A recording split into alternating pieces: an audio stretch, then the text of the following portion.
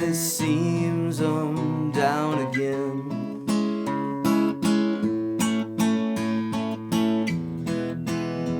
Another knife in my throat and all with a grin. I never once imagined it would come to this, although you told me so. So tell me now what I already know.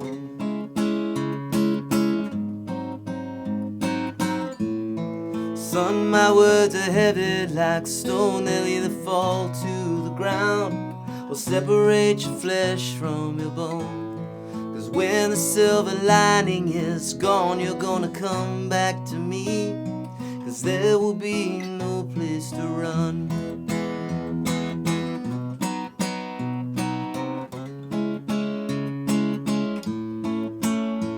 Good naming, man, only time will tell.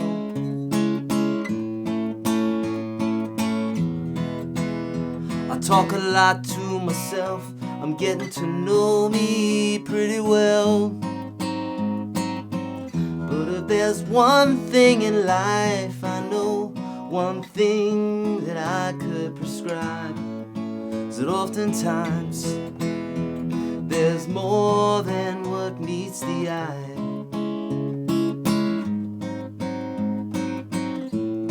Son, my words are heavy like stone. They'll either fall to the ground, separate your flesh from your bone. 'Cause when the silver lining is gone, you're gonna come back to me.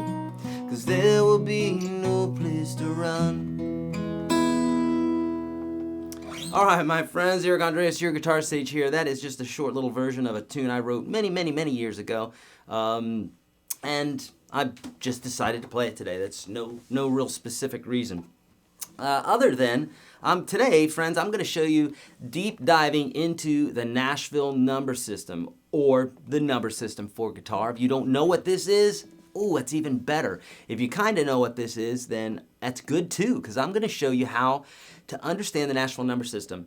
Now, before we begin, just know that the understanding of this is going to absolutely revolutionize the way that you think about music. Let me ask you this. Have you ever been in a city and you were lost and you thought to yourself, man, and this is before GPS, right? You ever thought to yourself, man, I wish that I had an aerial view of where I was at, because if I knew where I was at and I could see the map, I could get where I was going. But you're here and you can only see what's right in front of you, right? Well, would you like to have a similar vantage point, like lifting up 10,000, 20,000, 30,000 feet of seeing where you're at, so that you can find out where you need to go and know where you're at exactly?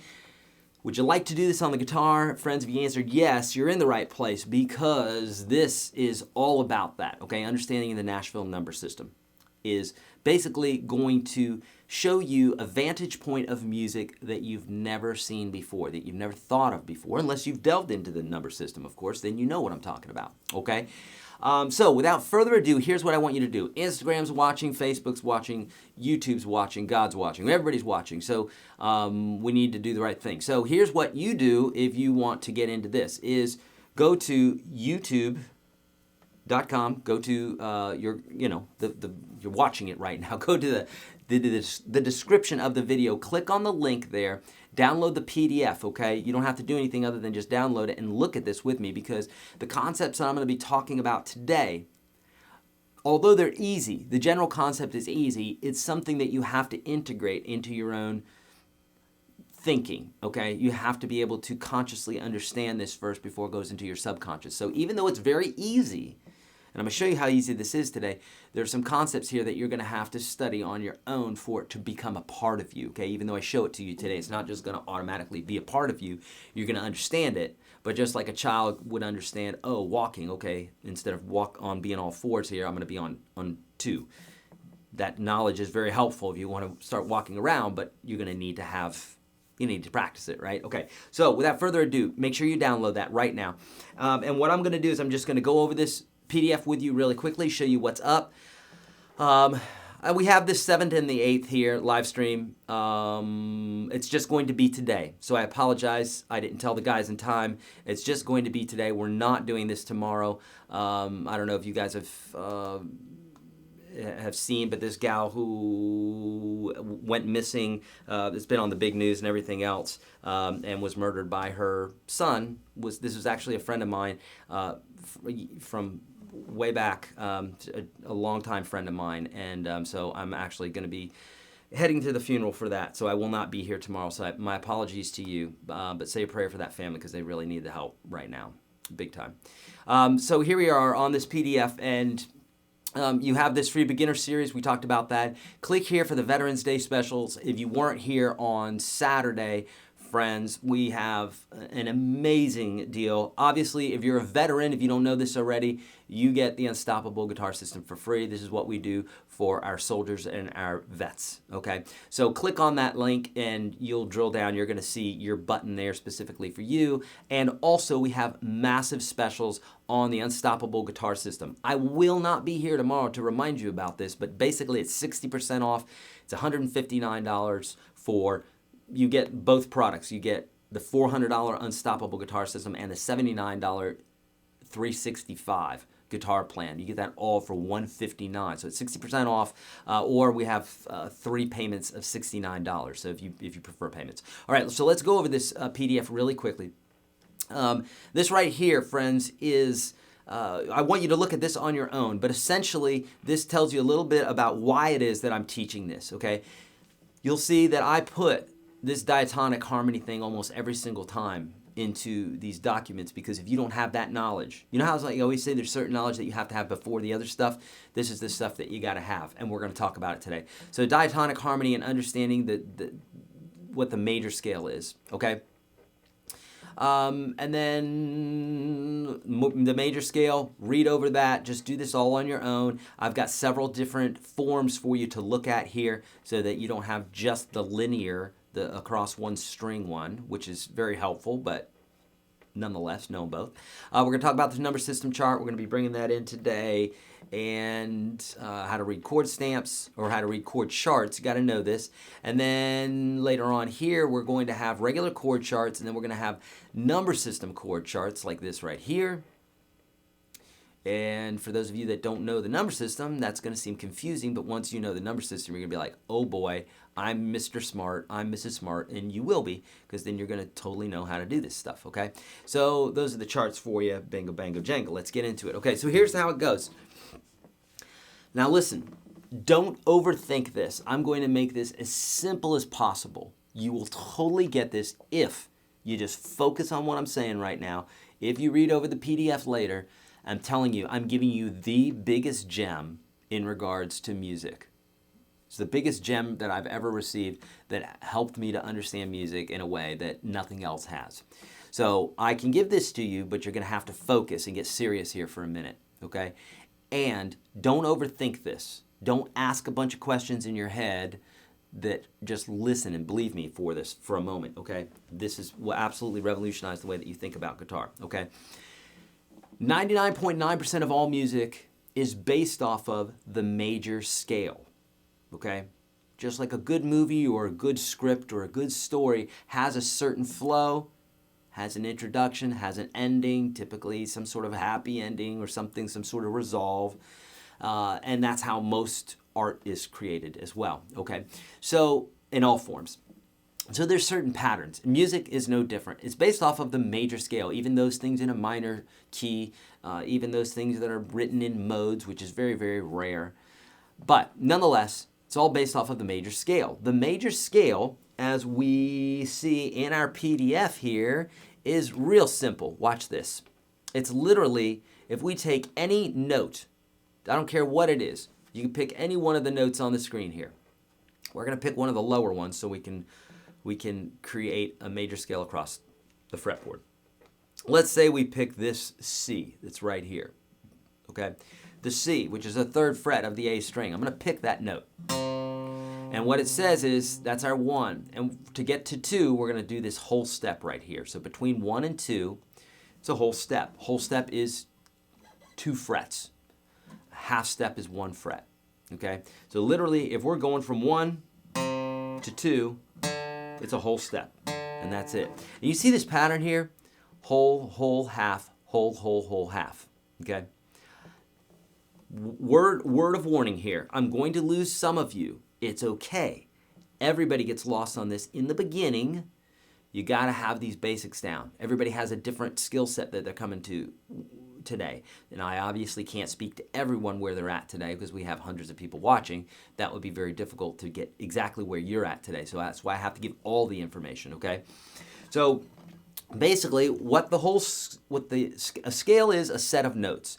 And basically, this set of notes is going to be based off of this formula right here, whole, whole, half, whole, whole, whole, half, with a half step being the distance between one fret and the next, and a whole step being the distance between two frets. So right here, if I do this, if I say, here's our first note, and our scale says whole step, half step, whole, whole, whole, half, watch this. Here we go, first note. So we said whole step, half step. So here we go. Whole step, half step. That's halfway through our scale. Then we're going to go whole step, half step. And we end back on the C here. So here we go. We play our first note, we say whole step, half step, whole step, half step. Now we can name these notes, C, D, E, F, G, A, B, C, but really that doesn't matter so much to us. What matters is the relative distance between these notes. So we can effectively name this do, re, mi, fa, sol, la, ti, do. You've heard that before, right? It's called solfege. We don't need to know that. We can know this one. 1, 2, 3, 4, 5, 6, 7, 1. Much easier. And it makes a lot more sense because we can change the key at any point and these notes will be the same instead of C, D, C sharp, D sharp, whatever, okay? So in this case here, we're just calling them by the numbers. So here's our major scale, 1, 2, 3, 4, 5, 6, 7, 1. We could also play it like this, 1, 2, 3, 4, 5, 6, 7, 1. The fingering for that's in your PDF that I'm giving you today. So we won't go over that. But essentially, this is the number system, is naming each one of these notes by the numbers. We can also name the chords by these numbers so that we have some sort of code if we're going in between all these different keys. Because a C, in the key of C, a C chord in the key of C, is the 1. But in the key of G, it's the 4. 1, 2, 3, 4. There's our C chord. And just like in the army or in any sort of whatever, there's hierarchy, right? So just like in the army, we've got colonels and privates and this, that, and the other thing, right? Well, they have a ranking. And so depending on the key that we're in, it's going to depend on what that chord means, okay? So Mackenzie could be the name of a private, could be the name of a sergeant. And really, Mackenzie doesn't mean anything. What matters is the ranking, okay? So similarly here, just because this is a C chord, that means nothing to us really. What matters is what its role is in the set of chords or notes that we're playing, okay? Does that make sense? So for instance, here we are in the key of G. And the C chord, 1, 2, 3, 4, is the 4. In the key of C, it's the 1. 1, 2, 3, 4, 5, 6, 7, 1, 1. In the key of F, the C chord is the 5. Watch this. 1, 2, 3, 4, 5. There's our C chord. So that has 3 different roles, the same chord. Okay? So you can think about that like somebody in the military or something, they have a last name, but it doesn't really matter what their last name is, right? What matters is they're a private or they're a sergeant or they're a colonel or whatever. That's what matters at first, okay? So, with that being said, we got to know the major scale. So step 1 in understanding this is to understand the construction of the major scale. It's in your PDF. Whole step, half step, whole step, half step. Remember the distance, what we say whole, half, that is the distance between the two notes. So when you play your first note, don't say whole, because it ain't a whole. There's nothing happening there. It's just a note. But when you move from the first note to the second note, that's when you say whole. And then whole, half, whole, half. Okay? Understand that. if you don't understand that, you're not going to understand the Nashville number system. Okay, so just trust me in this. Know the construction of the major scale, whole, whole, half, whole, whole, whole, half, or memorize the forms that I'm giving you inside the PDF here. Very, very important that you know that. If you don't know that, you're not going to know the number system, so just do it, okay? So you know the number system. Now, here are the different major scale forms that I'm giving you right here. You can memorize those later. And here, look, the numbers. 1, 2, 3, 4, 5, 6, 7, 8, or 1. Okay, that's why we call it the octave, because it's the 8th note, like octopus. It has 8 arms. It's the 8th note, and they're the same note. If you want to know what's happening scientifically, from this note to this note, it's actually double the frequency exactly. So let's say this was 200. So say the frequency was 200. I don't know what it is off the top of my head. It's close, but probably 200-ish. Then this note here is going to be 400. And if you went up another octave, it would be 800, then 1600, 3200, 6400, etc. Okay? So that's how octaves work. And if you cut it in half, then you cut the frequency in half. So if this was 200, an octave lower would be 100, 50, 25, 12 and a half, 6 and a quarter, so on and so forth. Okay? So with that being said, you got to know some form of the major scale. Cool, cool. All right, now, here is where this really gets interesting is the numbers. 1, 2, 3, 4, 5, 6, 7. We don't have 8 here because it's really 1 again, so we're not including information that may confuse you. So here we go. 1, 2, 3, 4, 5, 6, 7, 1. So I went down here to the key of G, which is the key of G that I'm playing. I'm playing G, A, B, C, D, E, F sharp, and then back to G again. Make sense? Okay, now, with that being said, let's say you're like, Eric, okay, but what happens if we go to the key of A? Let's do it. Only thing I'm going to do is I'm going to take my scale, I'm going to slide it up, whether it's the linear 1-string one or the forms that I have for you inside the PDF. Here's A. I'm going to play the same form. I'm not changing anything. The only thing I did is shifted my hand up. Boom, boom. That's all I did, okay? And I'm going to play the notes. 1, 2, 3, 4, 5, 6, 7, 1. But if somebody's like, yeah, but what notes are those? Okay, sure, let's talk about it. A, B, C sharp, D, E, F sharp, G sharp, and then back to A again. Okay, now we haven't talked about the chords yet. We're just talking about the single notes. Okay, the chords have to follow. If you don't understand the notes, you won't understand the chords. So let's keep going. What happens if we do this on B? Okay, I'm sliding my second finger up to a B now. Here it is. So here's a B. Here was an A. Here was a G. Here's an A. Here's a B. So here we go. 1, 2, 3, 4, 5, 6, 7, 1. This is why this is so powerful, because when you go into the studio here in Nashville today, dozens of times there's going to be musicians going into the studio doing this, probably hundreds of times actually. And they're going to be thinking about the numbers. I don't know why Nashville's the only city that does this, but they're the ones with the best musicians, arguably. They are able to lay down tracks from hearing a song one time. I've been in the studio many times, been in the studio with these amazing studio players, and literally they hear the song one time. Some guys will even chart it down, some guys won't, but it's all numbers. And then literally, first take, it sounds like an album. Pretty amazing stuff when you've just heard the song one time, okay? And they're doing that with the Nashville number system. You go to LA, you go to New York, they're taking a lot longer to record these tunes, okay? They're not using the Nashville number system. They're doing it with just standard using these notes here. They haven't taken the time, like you're taking the time today, to understand this to their detriment. Seriously, okay? So, here's B. 1, 2, 3, 4, 5, 6, 7, 1, just using the same form that's in the PDF I'm talking about. But if we wanted to identify the notes by the name, it would be B, C sharp, D sharp, E, F sharp, G sharp, A sharp, and then back to our B again. Okay, so now let's talk about the chords, the chord flavors. So I didn't include any of the sharp keys. You see this minor area here? Just erase that from your mind, because I don't even want you to think about this. This is for folks that really want to complicate things and make things harder. If you want that, then you can think about things in their minor key as well. Otherwise, here in Nashville, we don't think about things in their minor key. We think about them in the major key, even if they are in a minor key. And we just think about it as the 6th chord. If you notice this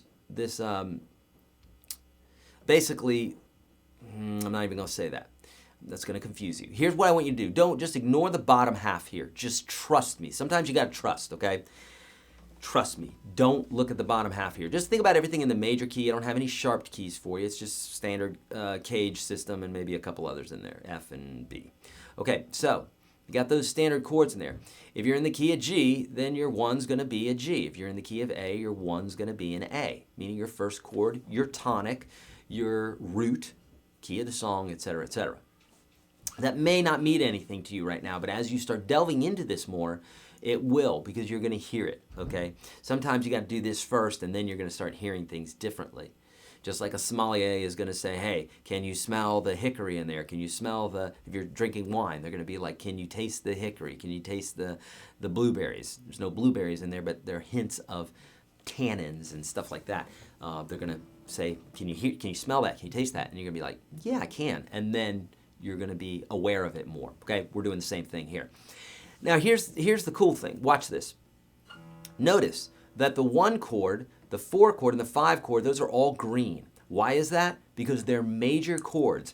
99.9% of the time when you're talking about a song, the 1, the 4, and the 5 are going to be major.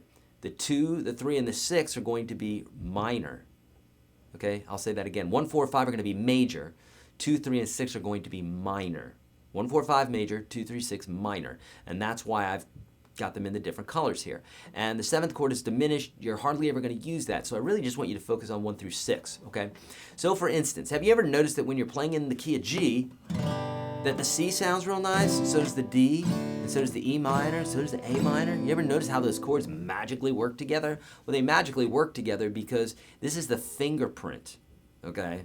It's like if you go out to nature, you're going to see the sign of nature, the signature of whatever it is for you, God or whatever. You're going to see the signature of things unknown within nature. That's why it's called the sign of nature, signature.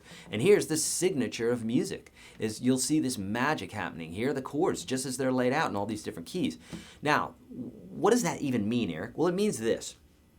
I'll tell in a couple different ways I'm going to show you. If I'm playing a song and it's in the key of G, and we've got this G and a C and a D, okay? So, he stopped loving her today. You ever heard this song, right? They placed a wreath upon his door. George Jones, right? And soon they'll carry him away. He stopped loving her today. You gotta sing like that if you're in Nashville. Okay? Now, if we wanted to play that song in the key of A, we would have to think, okay, well, I gotta play an A, and I gotta play a D, and I gotta play an E. We got that right up here, right? Or a Nashville player is gonna say, what different key? What he's gonna do is he's gonna take his capo, and he's gonna capo the 2nd fret, knowing that taking G and moving it up 2 frets, G, G sharp A, now he's in the key of A. So I literally can capo the 2nd fret and now play in the key of A, but I could use these same chords, G and C and D. He stopped loving her today. So now really I'm playing what feels like G, C, and D, but the chords are actually A, D, and E. And I could do it different ways. I could just play it open chords. He stopped loving her today. I won't do that, okay, to you. But nonetheless, you get the idea. Now, I know some of this to you guys are going, hold on. I'm seeing this. I think, Eric, if you're getting that feeling right now, you're seeing this. It's just you've got to invest a little bit of time in it to fully understand this, to fully comprehend it. Otherwise, today will be a wash. It will be a waste. It will do nothing for you. You've got to dig deep in this thing, okay? And you've got to look at this and analyze it and make sure you really get it. But if you're getting this inkling of some lights going on, it's happening, okay? Trust me, it's happening. If it isn't, hang on, because I can just tell you this is truth. I'm not making this stuff up. This is just the construction of music. And then once you see it through this PDF and through my instruction here, you're gonna understand music in a way that will absolutely revolutionize the way that you think about music, okay? So, essentially, Eric, you're telling us that every 1 chord and every 4 chord and every 5 chord are major, and every 2, 3, and 6 are minor, and every 7 chord is diminished. Yes, according to the major scale, that is true. It's the thumbprint of music, okay? It's the signature of music. With that being said, we can go in there and we can change it purposefully. We can say, I don't want to have a minor 2 chord. I want to have a major 2 chord. And that's our prerogative to do that, okay? But I'm just telling you the natural way, like the way that I teach the scales and the chords inside my program, I show you this. I unveil this stuff because it takes a while. I can't do it all in one video. But essentially, the major scale creates harmony, and that harmony creates major chords, minor chords, diminished chords, etc. And what you see right here naturally occurs because of the major scale. That's why you can see that every single key, all the chords are the exact same. The 1, 4, 5 are major. The 2, 3, 6 are minor. It happens every single time in every single key, on every single instrument, since the beginning of time till the end of time, amen. It's literally that strong. It's just people don't notice it, okay? It'd be like if you go to a Disney movie and the villain is winning and you're like, oh, dear God. I mean, I know I've been to 1,000 Disney movies, but this villain is truly gonna win. Whatever are we gonna do? I paid $12 for this ticket and the villain's gonna win. I can't believe this. And then guess what happens at the end of the Disney movie? The villain doesn't win. The good guy wins in the end. How about that? Every time. Didn't see it coming, did you? Because there's a pattern there, right? You would be really pissed if at the end the villain won, okay? So same thing with music here. It's got a very definitive pattern. You can choose to ignore it to your detriment, or you can choose to take a little time, figure it out, and then it's going to unlock music for you, okay? So with that being said, watch this, okay? What we're going to do is we're going to drill down to the 12-bar blues. Now, here's the deal. Essentially, when we're looking, this is called a chart, okay? And basically, each one of these is going to represent a time, okay? In this case here, a measure of time. So if we're playing in the key of A, then this would be 1, 2, 3, 4. And then we go to this next chord, 1, 2, 3, 4, and I'm having to stop and hit this computer here. 1, 2, 3. Okay, so if I play this top line here for you, it's going to sound like this.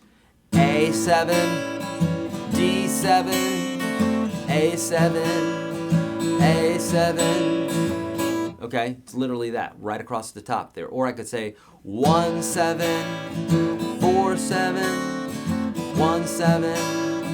1, 7. Now you might say to yourself, Eric, why? How? How are you even getting that? Okay, this 7 down here just means it's a 7th chord, that little bit here. Normally it's at the top. I couldn't get my computer to do it, so screw you, computer. It's at the bottom. Okay, so you got those 7s there that just says it's a 7th chord. It's a type of chord. If you don't know what that means, don't worry about it. Just worry about the 1 and the 4.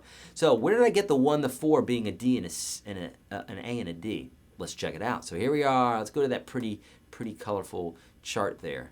Okay, so here we are. In the key of A, which is right here, the key of A, the 1 chord is an A. What? And then I said the 4 chord is a D. What? And then when we get to the E chord, it's going to be a 5, or the 5 chord is going to be an E. That's the way we're going to think about it. So we're scrolling down to the bottom, and here we go. So if I play this whole thing for you, I got 1, 7, okay, 1, 7, 4, 7, 1, 7, 1, 7, 4, 7, which is our D, right? And back to our 1, 7. Here's our 5 chord, or 5, 7, which is an E.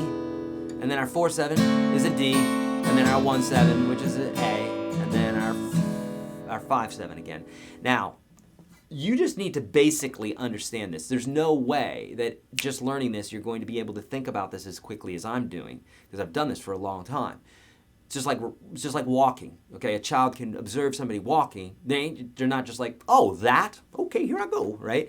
It doesn't work like that. Nothing works like that. If anything ever seems foreign to you, any new thing seems foreign to you, let me enlighten you. It's because it's new. That's the only reason. It's not because you suck at it. It's because it's new. So every new thing is going to seem foreign to you. Every new habit, every new thought, everything seems foreign at first because you ain't used to it. It's that simple. It's a huge concept. It's very, very elementary, but that's how life is anyhow. It's all elementary. We try to confuse things, okay? So that's how we're going to come up with this whole number system bit, okay? Let's look at another one here really quickly. Let's look at Now, you get the concept. You get the concept. I'm gonna delve into some questions right away because I want to make sure that this was even clear to you and that you guys even got this, okay? Now, if you have questions on the number system, let's get to those, okay? If you have questions on anything else, let's get to those too. But seriously, if you have questions on the number system or anything else, let's talk about it. I'm going to be getting to Facebook questions first, and then we'll be heading on over to YouTube. Cool? Yeah. Let me know. This is the time to ask those questions. Please leave a question mark after it because I'm looking at these questions. I'm looking for question marks, okay? Just like big boys and girls do. Put that little question mark behind it, right? Okay.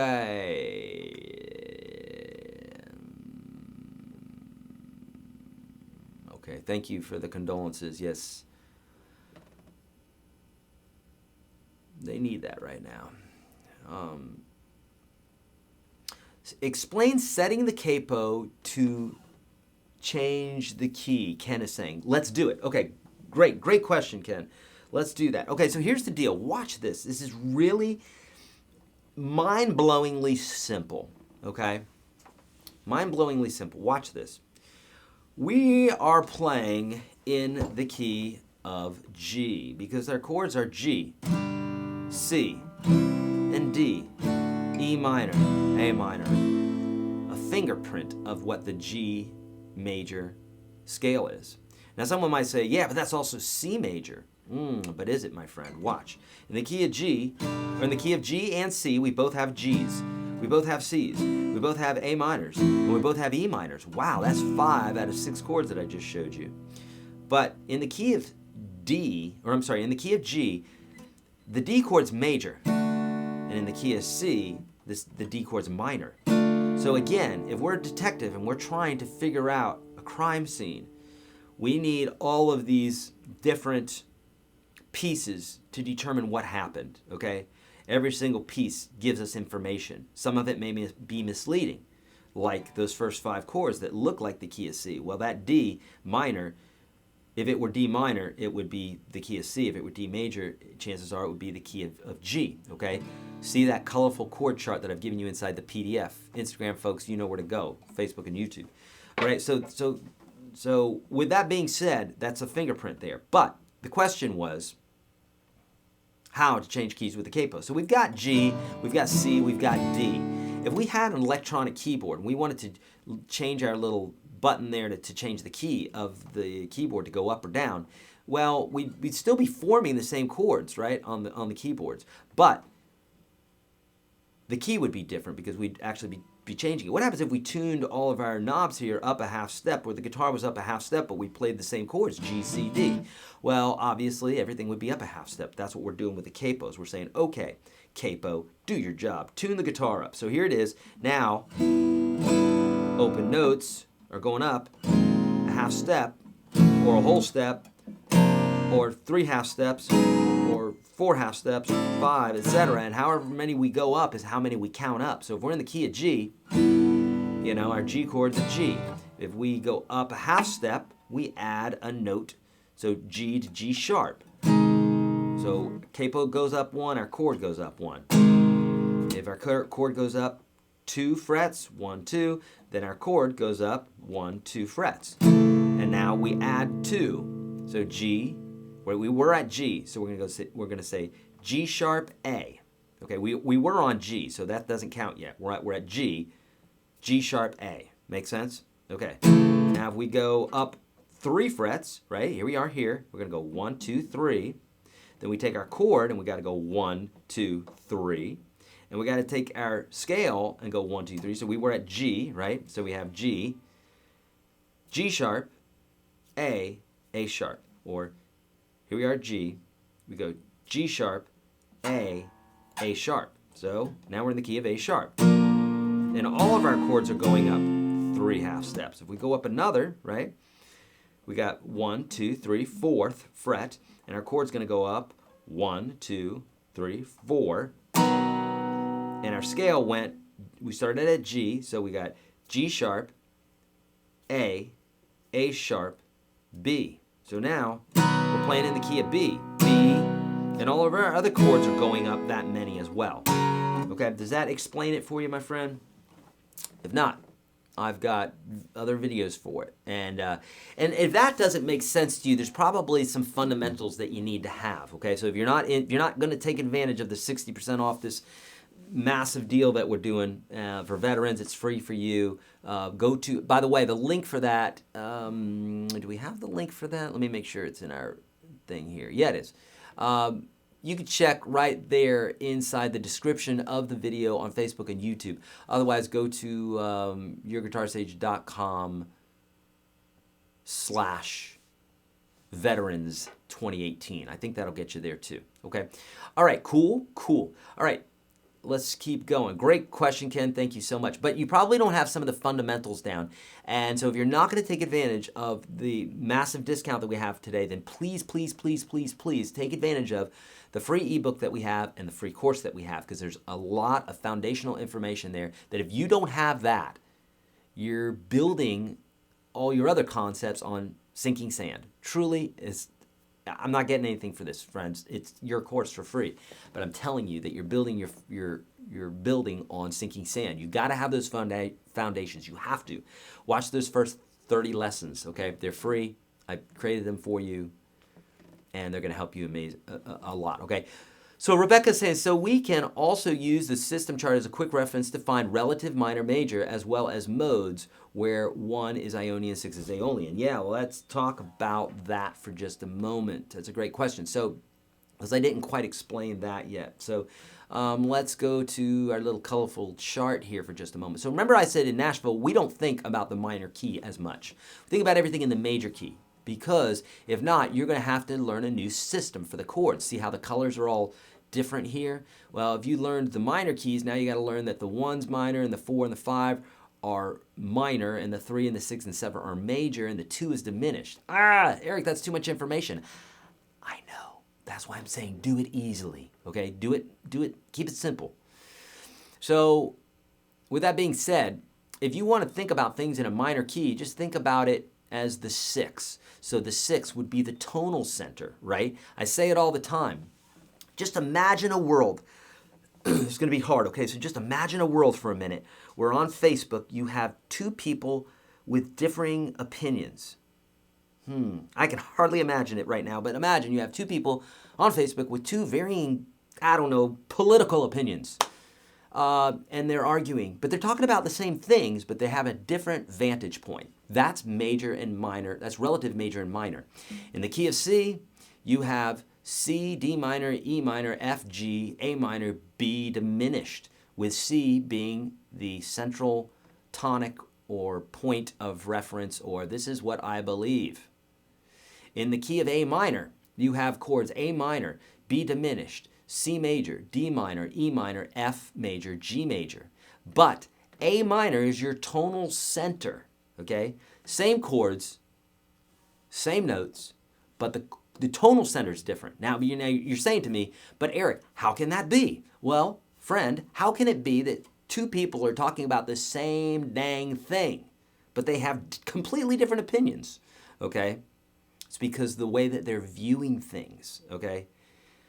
That's what it is. It's the way that they're viewing things. And with that being said, the way that the way we can think about this in music is not so much the way that we're viewing things, it's the way that we're playing things. So if I start a progression off like this, A minor,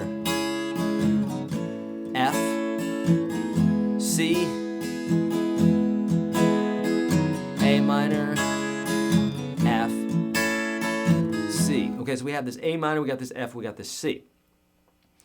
We're starting with the A minor, but this is in a minor progression, a minor chord progression, because we're starting off with that A minor. So out of the gate, we're saying, I'm this political party. Okay? And if we're starting off in the key of C, we're saying, I'm in this political party. Da, da, da, da, da. So we're playing, so I'm going to play chords C minor, A minor, F, G, C minor, A minor, F, G. Same exact chords, same exact melodies, or not same exact. We're using different chords, but the two different chord progressions point towards a different tonal center. Does that make sense? Okay. If not, then I'll further explain it. Just let me know. Okay. All right, so that's great. Great question, great questions, great questions.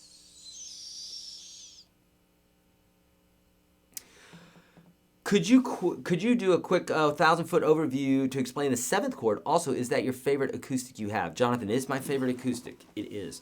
Jonathan, I have a video for you on the 7th chord, but I'll explain it very quickly. On YouTube, search YourGuitarSage 7th chords. But essentially this is what you want to do. You literally can triple your chord vocabulary, quadruple your chord vocabulary, like immediately.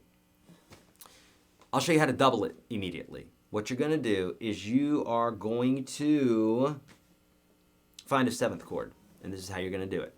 So for any chord that you have, if you go to the octave or some note other than the very bass note, and you lower that note a whole step, you're going to get a 7th chord.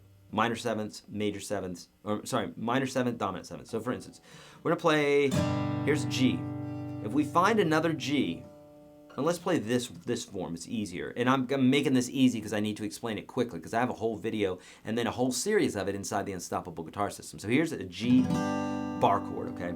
And if we play our scale, 1, 2, 3, 4, 5, 6, 7, 1, and I go to this 1, and I drop it down one whole step, and I add that, I play this note instead of this note, then I get this sound. That's a 7th chord, or a dominant 7th chord. If I was playing a minor chord, and I play 1, 2, 3, 4, 5, 6, 7, 1, and I drop that note a whole step, then I have a minor 7 chord.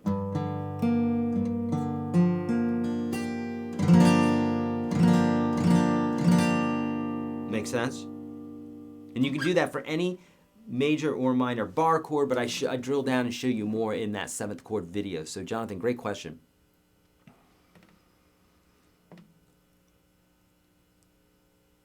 Oh, you're so welcome, Ken. Thank you. Changing the key of a song, is it for adjusting the song for the voice of the singer? If not, changing the key of the song. Why? Okay, so Jonathan, great question.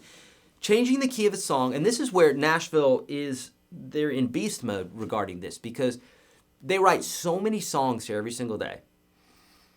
They're such producers of amazing content that, and a lot of it, a plethora of content. What they do is they create these songs very quickly, and then they go in the studio, and the singer's like, God, I love this song, I love the lyrics, yada, yada, yada, but it's just not in my key. And they say, okay, what's your key? Let's move it around.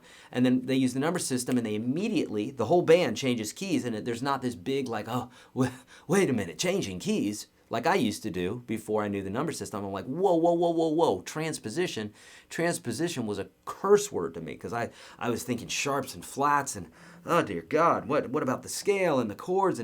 But if you know the number system, it's easy peasy. In fact, you're not really doing anything different. You're just, now if you're changing sometimes it can be different, but most of the time you're just moving the capo up or down and playing the same form chords. That's typically what you're doing. Now, if you have to change the actual formation of the chords because you're going either too high or too low on the neck, I can't go into detail about that. It's going to take too long right now, but for those of you that know what I'm talking about, then that takes a little getting used to, but not very long, okay?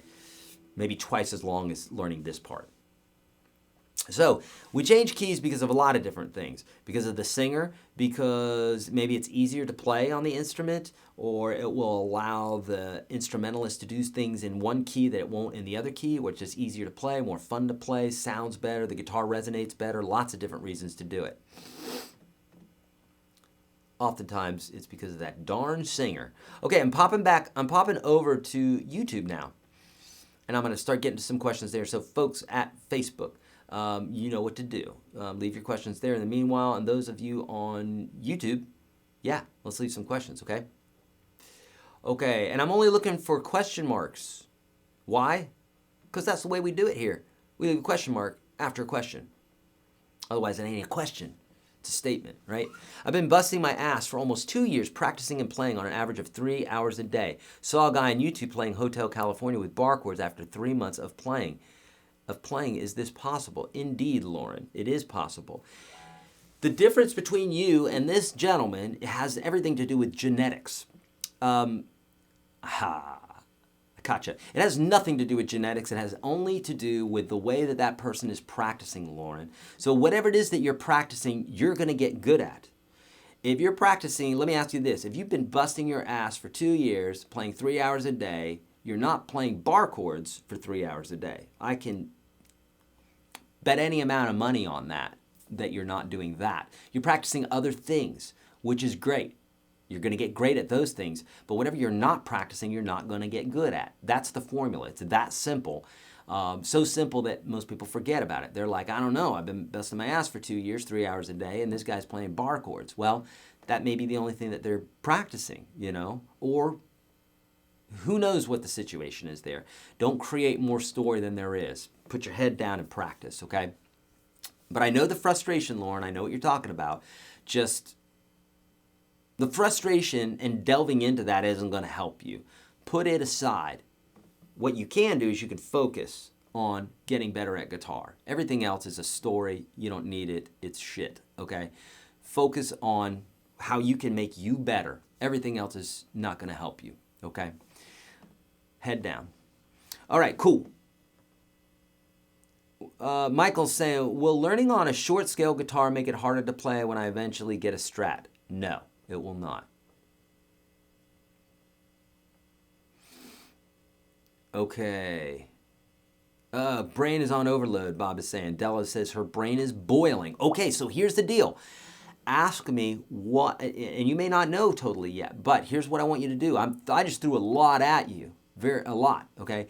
So there's no way I would expect someone to just get it immediately. You're going to have to read through that PDF, and then you're going to have to start applying some of this stuff, okay? There's absolutely no way that you would get this in just one sitting. You might go, okay, I get the concept, sure. That's the point of these broadcasts. Then you have to dig in deeper, right? So tell me, what don't you get? Be specific, as specific as you can. Yeah, but Eric. So that's going to require you thinking and drilling down, going down the rabbit hole a little bit and going, okay, so if this is this, yeah, but what about? Bam. Ask me that question, okay? All right, what about playing to a backing track? How do I know what to play? Sandin is saying. Sandin, great question. This is on YouTube. Yes, great question. Typically, the first chord of the song and the last chord of the song will tell you what the key of the song is in. If it's a fade out at the end, you're screwed. You don't get that last chord, right? It doesn't matter. You can't hear it. Don't worry about it. What's the first chord of the song? It will probably be the key of the song. 90% of the time. 90% of the time. The other percent of the time, it's not. So you're going to have to do some math. And the way to do that is if you go to the colorful chord chart that I created for you, if you know what the chords are, if you're looking at the visual jam like we put inside the Unstoppable Guitar System, you're hearing the chord progression and you're looking at the chords as it's going down, then you can take those chords and say, oh, we're obviously in the key of G or in the key of A or whatever. Those clues, each chord and each note that is within a song is your clues. You're listening to a song, I don't care what it is, any song, you are getting a barrage of clues as to what the key is in. A barrage, just constantly. Every single note, every single chord, every single cadence is telling you what key it's in. But if you don't have the tools like we're learning today here, it's going to mean nothing to you, right? Just like me, when I drink wine, I hate wine, by the way. I drink it, I've tried it a million times, I don't like it. I want to like it, but I drink it, and I'm like, I don't get it. But other people are like, oh, can you taste the notes of blackberry and whatever? No, I don't. It tastes like gasoline to me. Thank you. So I don't get it, but other people do. So just like I get this stuff because I'm interested in it, then I can explain it, right? If you don't love this stuff, then you probably won't get it. But if you're interested in it, you're going to get it. Okay? So every single note, every single chord that's being played in a song is telling you what key it's in. But you got to have these tools. So invest the time in this. Promise you. It will absolutely change the way that you think about music. So if there's a C chord in there and an A minor and an F and a G, you can go drill down. Watch this. Watch this. Get ready. Get ready for mind blown. Watch this. So, I said, if there was a C, if there was an F, if there was a G, if there was an A minor, you're going to see that those 4 chords are represented here. I know this off the top of my head. If there any key that might be close to that key of C, well, the key of G. Look, here's C, right? We said C, F, G, and A minor. Well, here's C, here's G, here's A minor. Uh-oh, we have a winner. And no, we have an F diminished chord. So no F chord. So right there's 3 clues that say, hey, this person is, or this is our key. But this 4th chord says, no, it's not our key. But C, F, G, and A, those are fingerprints that say, hey, boom, boom, boom, tonal setter, bing, bing, bing, bing, bing, bing, bing, you won the lotto, okay? So it's going to take a little bit of you delving into that, though, for that to make sense, okay? Hey, Eric, can you give some tips on how to play harmony properly? I still can't get it right. Ashwin, yes. Harmony is created when we take a note. Okay, harmony is any 2 notes being played together. So this right here is harmony. It's not a very pretty harmony, but it's a harmony nonetheless. This is a nicer harmony. You know? Those are harmonies. Harmony is when we, typically what we mean by that is at least 2 notes being played at once and they sound nice. So the way that you can do this is if you know your scale, 1, 2, 3, 4, 5, 6, 7, 1, this is how simple it is. Listen and don't overcomplicate it. Watch this. If you want to play harmony and your other guitar player is playing 1, 2, 3, 4, 5, 6, 7, 1, instead of the 1, you're going to go up 2 notes. So here's 1. You're going to go up 2 scale notes. Scale notes. Scale notes. Not frets, scale notes. If you're doing frets, you will fail. Scale notes. So 1, we're at this note, we're going to go up 2. So 1, 2. Or here we are at 1, we're going to go 2, 3. We're just going up 2 scale notes. Here's our note. Here's the first note we're going up. Here's the second note we're going up. So the 1 and the 3 are being played at the same time. If I'm going to play the 2, then I'll play the 4 at the same time. If I'm going to play the 3, then I'll play the 5 at the same time. If I'm going to play the 4, then I'll play the 6 at the same time. If I'm going to play the 5, then I'll play the 7 at the same time. Okay? And so,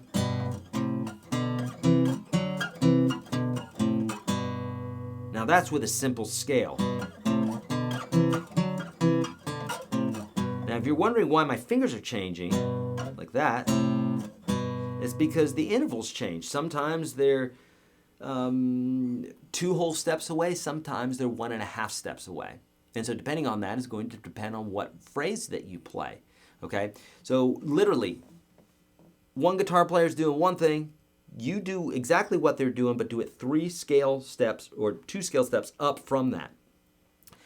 Harmony typically says skip a note. So 1, skip over 2, go to 3, skip over 4, play 5, skip over 6, play 7. So that's why scales or chords are typically a 1, 3, 5. And then the introduction of 7th chords, which is our next harmony, is 1, 3, 5, 7. And then the next set of harmonies are 9s, 1, 3, 1, 3, 5, 7, 9. And then the next set are 11s and 13s. So that's why you see that. You see 1, 3, 5, 7, 9, 11, 13. Later on, when you start studying chords, you'll start seeing these harmonies. And that's because those harmonies sound best. Okay? So that's how you harmonize. Great. Great question.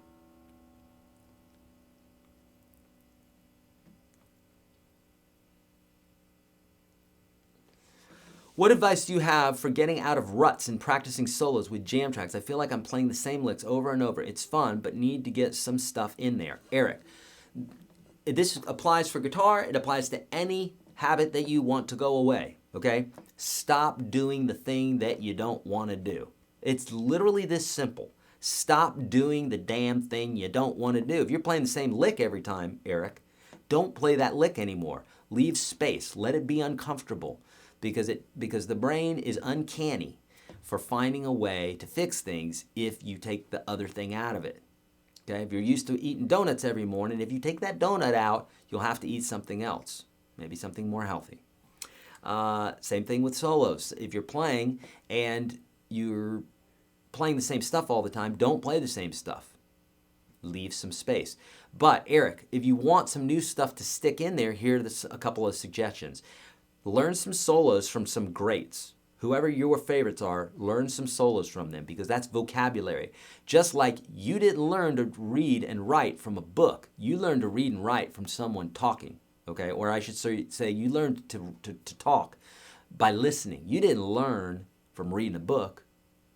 You didn't, because you were talking by 2 and 3 and 4 years old. You weren't reading, okay? So you learned from mimicking, and this is how we learn how to phrase as well. We learn from mimicking. And that's the best way. And then you can learn some of the theory stuff later on that will help you do that. But learn some licks and some stuff from favorites. I'm getting ready to do something inside the Unstoppable Guitar System where I break down Stairway to Heaven solo.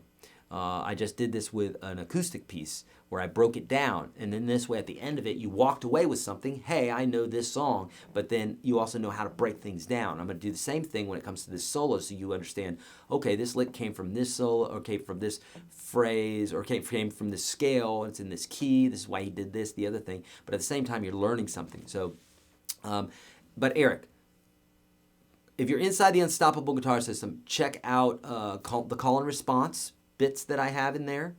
Just search that, call and response, upper left-hand corner, search that.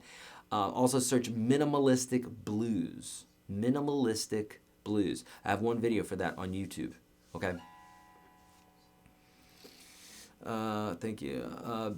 Barry Kane, this is a lesson to re-listen step by step with guitar in hand. It is, yes. By the way, UGS is a steal at this price. Thank you so much, Barry. I so appreciate that, my friend. Counting is messing up my feeling. How to fix? William, it's only because you're not used to counting. That's the only reason, okay? You're doing more than your brain can handle at once. That's all it is. If you keep practicing, William, what will happen is this, and I just explained this in a recent live video, is we have our conscious brain, we have our subconscious brain. Your subconscious brain does things like drive the car, walk, lots of tasks that are very, very, very difficult for a 2 and 3-year-old because they don't know them yet, because they hadn't learned them, just like guitar or Chinese or anything else that you've never learned. It's going to be difficult at first. But as you get to know them, as you get to practicing more and you apply yourself to it, it becomes natural. But none of it's natural, you know. Sleeping's natural. Pooping, but not pooping in the potty, pooping in your pants. That's natural. That's why as children we have to learn that. That's why we have to learn how to talk, and we have to learn how to eat and all those things, walk. So those basics have to be learned. So does guitar, so does counting. So, you know, what to do, William, is to listen to a song and count without playing. And then start slowly bringing in some chords. Or when you're strumming, try to tap your foot first. If you can't tap your foot, the counting is going to be difficult, okay? But it's all steps, I promise you. And I have videos for this inside the Unstoppable Guitar System. Eric, Acoustic Adventure, is saying, Eric, can you explain, or will you explain during this feed in 6, Capo 5, G feel means in your PDF? Okay, let's talk about that. So in one of these songs, it says in 6, Capo 5, G feel. Let's talk about it. So something that's in 6 means in the feel of 6. So we have most songs, 99.9% of all songs are in 6 or 4. 4/4 or 6/8. What that means is this. A song that's in 6 would be like, or in 4 would be like 1, 2, 3, 4, 1, 2, 3, 4, 1, 2, 3, 4, 1, 2. The chords are held out for like 4, and everything has like this feel of 4. But the songs in 6, it'd be like 1, 2, 3, 4, 5, 6. 1, 2, 3, 4, 5, 6. The song that I started off the show with. 1, 2, 3, 4, 5, 6. 1, 2, 3, 4, 5, 6. 1, 2, 3, 4, 5, 6. 1, 2, 3, 4, 5, 6. If I wanted that to be in 4, I'd be 1, 2, 3, 4. 1, 2, 3, 4. 1, 2, 3, 4. 1, 2, 3, 4. And I'm swinging that. I guess if I did it straight, it'd be 1, 2, 3, 4, 1, 2, 3, 4, 1, 2, 3, 4, 1, 2, 3, 4, 1. You know, something that's too straight, but you get the idea. So that's what in 6 or in 4 means. Cape 5 means capo 5. Put your capo at the 5th fret. And what G feel means is play as if you're playing in the key of G. There's lots of G chords and C chords and D chords, E minor and A minor chords, right? Just like I explained inside that PDF, the colorful scheme that I have for you there. Look in the key of G, it says key of G, and you'll see the chords there. You're going to capo the 5th fret and then play those chords. So if it says 1, and you're in the key of G, well then that's a 1. It's a G chord. And if it's a 5, you're going to go 1, 2, 3, 4, 5, and you're going to play a D, what feels like a D chord. I call it the feel because we're capoed, which is changing the key, but still going to feel like that chord, right? If I capo here, it's going to feel like a G chord. Okay, so it feels like the chord, but it's not really, because it's not really that chord because we're capoed. Does that make sense? Some teachers teach cage and others teach patterns. Can you relate the cage to the patterns and then explain what, when they say the first position, fourth position, does position refer to the fret? Darren, that's a real general question. It sounds like there's quite a bit of foundational stuff you don't have. So number one, I'll explain something here, but you really need to watch the free 30 course, YourGuitarSage.com/30, or the link for that's at the top of the PDF that I've given you today, okay? So the cage system is patterns. Patterns are the cage system. They're synonymous, okay? The cage system is just another way of doing this, okay? So literally that's the explanation. If I say anything more than that, it's gonna seem confusing because I will be confusing a very simple matter. Patterns are just that. You know, whole step, half, whole, half, or if I show you a pattern for a scale or for a chord, they're just patterns, okay? And what they mean is this is where you put your fingers, okay? It's an easy way for you to remember stuff, but I mean, music's all about patterns, you know what I mean? So just get used to that. And the cage system is just a way of thinking about chords, okay? I've got videos for that cage system so on YouTube and inside Unstoppable Guitar System, okay? This seems logical, so how do we practice this to get it down better? James, great question. Inside the PDF that I've given you today, there's a few songs. Hooray, Big Cheater. Hooray is actually Hallelujah by Rufus Wainwright, that specific version. I just love that version, and that's what I keyed it to, is his version of it. Big Cheater is what's the word? Before He Cheats by Carrie Underwood. But, oh dear Lord, these publishing companies think that they own chord progressions, and they don't. And I've been shut down so many times by these idiots. And trust me, I'm a published writer, so but the mentality there. Anyhow, I'm going off on a tangent there. You don't even know what I'm talking about. But nonetheless, I've got to name stuff differently because they think that they've invented these chord progressions. This is how little they know about music. They're just suit guys, you know. They don't know jack about music, and it's real frustrating for us musicians who know what the hell we're talking about, okay? So, anyhow.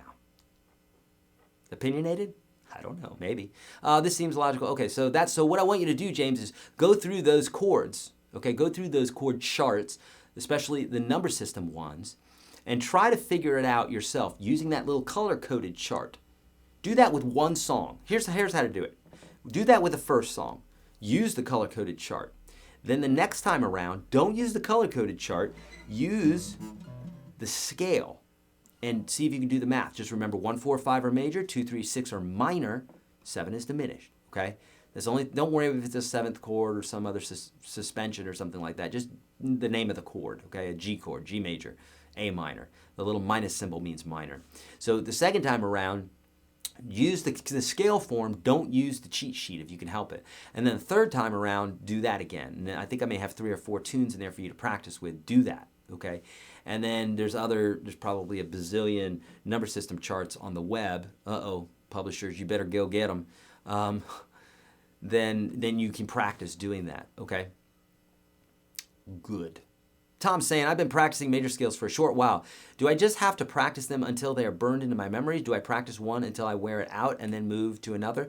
Yeah, Tom, memorize it, but here's in the key of G, here's G major scale. So really, once you know one form, you should know them all, right? So here's one form. Here's G major. Here's G sharp major. A sharp, B, C, C sharp, D, D sharp. Now I'm playing all these sharps and flats. Dear God, how does he do that? Because I'm not even thinking about sharps and flats. I'm just playing the form. Most guitar players that play, they're not thinking about sharps and flats. If you want to make things completely difficult and slow your playing down and your progress and everything, then think about all those notes. And is it a sharp or flat or I don't know. Just play the major scale, play it through. And later on, if you have some need to know those notes, then you can do that. But I've been playing for like 35 years now.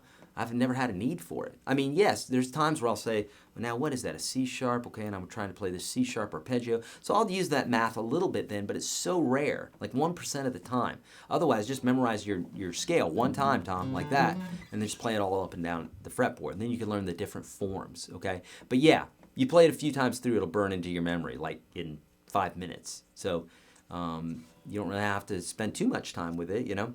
And then learn to improvise with it. Speaking of improvising, Shamhavi is saying, Eric, while improvising with a backing track, should we play notes from the chord which is being played in the track, or can we play random notes from the scale or anything else? Great, great question. Here's the deal. This is how I want you to think about this. You and I are having a conversation, and the conversation changes a little bit. Maybe if we're talking about animals at the zoo, and we're talking about a hippopotamus, and then all of a sudden we start talking about a flamingo. Well, or we're talking about birds, okay? And then I'm like, yeah, well, speaking of birds, I saw this flamingo the other day. It was orange, it wasn't pink. Oh, wow, oh, crazy. Anyhow, we're talking about flamingos now. Well, that's great. That's how we converse together, right? Two people. Well, music is a conversation. And so when one musician's playing a C chord, then if the other musician says, hey, I know what you're playing that C chord. How about this little bit? You know, what was that? I forgot. How does that song go again? Anyhow, Sweet Child of Mine. How did I forget that song? Anyhow, if I'm playing that chord, and it's whatever the lick is there that Slash is playing, well, that chord, I mean, he's playing an arpeggio to that specific chord, so it's going to sound very in sync, okay? So the answer to your question is you can do either, but when you play notes out of the chord that's being played, you are basically saying, in a musical way, you're saying, I know what's going on. And it is technically going to sound better. Now, at first it may not. At first it may sound very mechanical and it sounds like you're walking all over the chord. But that's okay. You're learning how to do this. So just like a child who's learning to walk, you're not going to be like your kid's walking for the first time and you're not going to be like, you idiot, what are you, drunk? You're going to be like, it's your kid and he's walking for the first time. Of course he's going to be tripping over stuff. Why would you not have the same grace for yourself when you're playing guitar? You're going to be tripping all over yourself. So give yourself the same grace you'd give a little kid if he's learning how to talk or learning how to walk. It friggin' takes time, okay? Give yourself some grace. Slow and steady wins the race. It's all about, it's a marathon, not a sprint. So have fun in this. But yes, playing on top of that chord is going to make it sound better, okay? Hey, Eric, I think I didn't phrase my question properly. Thanks for the tip, though. I was asking how to play the harmonic touch, like in Nothing Else Matters. He touches the frets. How to get the harmonic sound. Okay, super easy. And I have videos for this if you want to drill down more inside the Unstoppable Guitar System, and I may have a video or two on YouTube. I'm not sure. So 5, 7, and 12 are the frets that ring out the most. There are harmonics all over the frets. Hear how it's changing? Those are harmonics. And all that is just physics. It's physics of music. There's things about this that we could drill down, but you take 10 years to figure it out or to really know about it. If you wanted to go down the rabbit hole, it would take you about an hour or so to really know what's going on there. At the end of it, you'd be like, it's not going to make you a better player. It's just, you'd be like, oh, okay, that's the science behind it. Otherwise, 5, 7, and 12 are the ones that ring out the loudest. And so we can play at the 5th fret by literally taking our finger, laying it on the strings right above the fret wire. We're not back here. We're not back here, when we say play back here. We're playing over the fret wire. So this is the 5th fret. If we wanted to play the 5th fret, We'd have to fret it like that. Otherwise, we're playing right above it, the actual fret. 1, 2, 3, 4, 5, right? 7, 12. So I'm taking my finger, laying it as light as a feather. I'm not pressing down. Don't press down. It ain't gonna work. That's normal. That's normal guitar playing. Okay. Don't fret. Don't press down. So right above the fret bar, right there, so you can see it. You're literally laying your finger on the fret and you're picking. And you can lift your finger up afterwards. You're done. That's how you create harmonics. Now you can also do this 5, 7, or 12 frets of anything that you're playing. So if I chord this chord here, then I literally can come up to the 12th fret and I can play 12 frets above that. And I can play the chord form right there, just as if I were playing this. I just play 12 frets up from whatever's happening here. So if I'm playing the 2nd frets here, which I am, then I'm going to come up to the 14th fret here. If I have the 1st fret here, then I'm going to add 12 to that and play the 13th fret. So whatever you're playing down here, add 12 to it, and you can play that harmonic. Okay? If that's over your head and you're inside the Unstoppable Guitar System, you know what to do. Inside the program, type in harmonics and get you there. Otherwise, on YouTube, search YourGuitarSage harmonics. Now, I know some of you are saying, well, if you have the same videos on YouTube and UGS, why would I get inside UGS? For a lot of reasons. And number one, it's not the same content. It's completely different content. So where I may show you for 5 minutes how to play harmonics, inside the Unstoppable Guitar System, I'm going to go through it in 5 videos, plus a slew of other stuff. There's a reason that we have thousands of folks in there, and hundreds of new folks every month, okay? So we've had, I think, over 100,000 people go through the free course. So, man, all these resources are available to you. So take advantage of them. I have like over 1,000 videos on YouTube.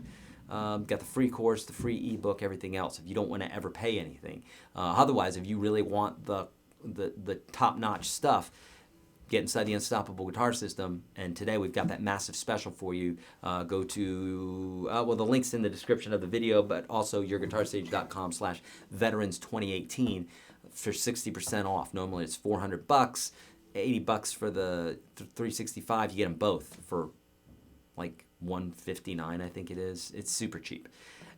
Anyhow, and I will not be here tomorrow to remind you. There's only one broadcast, okay? So we're gonna go a little bit longer on this one today, but that's the dealio, okay?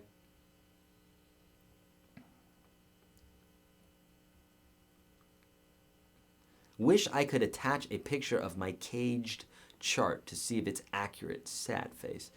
Mick, I'm not sure what you mean by that. The caged chart to see if it's accurate.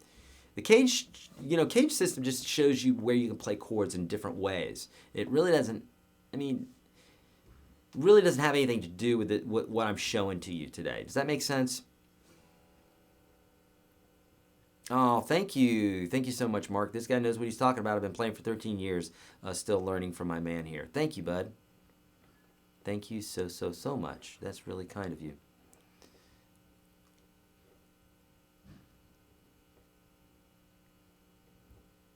Hey, Eric, are the caged fret positions, I can just tell you right off the bat, Mick, no. Cage system, watch my video for this, for that, Mick, because I'd have to explain that for 10 minutes before it would make any sense whatsoever. And even then, it would be a short explanation. Do yourself a favor. Start with the caged video on YouTube, YourGuitarSage Caged. Unless you're in UGS, then go to the Caged series. I can show you how to play minor chords, major chords, 7th chords, etc., all with the Caged system, and know how to get your scales and the whole 9 yards. Okay, that's what I mean. That's the difference between UGS and YourGuitarSage. But it depends on what chord you're trying to play. Okay, so I can't answer that. I can answer it, but basically the question here. Hey Eric, are the caged frets positions on open 3, 5, 8, and 10? No, they're not. That's the answer, to be honest with you. But you would have to know more about the cage system for it to make sense. Does that help? Kevin is saying, Can you explain how drop tuning impacts things like scales, placing capos, and figuring out song chords? It's super simple, Kevin. It's addition or subtraction. So if you take this string and you drop it down one whole step, then all the notes on it are down one whole step. So then you just have to do the math. So like I talk about knowing all the notes on the fretboard, I talk about this in the free series, right? YourGuitarSage.com/30. In that free series, I teach you how to know all the notes on the fretboard. So if this is an E, and now we're tuning it down to a D, well then the G is now a whole step down as well. So it's now an F, and the A is now a G, and the B is now an A. Does that make sense? It's because we're tuning down. So it's just addition or subtraction, but usually subtraction because we're typically tuning down. Okay. Same thing with the chords, same thing with the scales. So literally, that is the most accurate answer I can give you without talking about every scale and every chord and every tuning combination, which is infinite. Okay, we would be here for like 32 billion years for me to explain that one correctly. It just changes, math. Okay. Okay.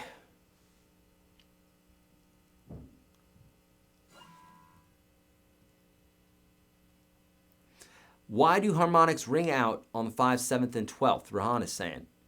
Now, Rahan, remember what I said. You can go down this rabbit hole, but it ain't going to help you when you know. It's just specific math parts, okay? Have you ever noticed that carrots are good for your eyes, and when you chop a carrot in half and you look at it, it looks like an eyeball?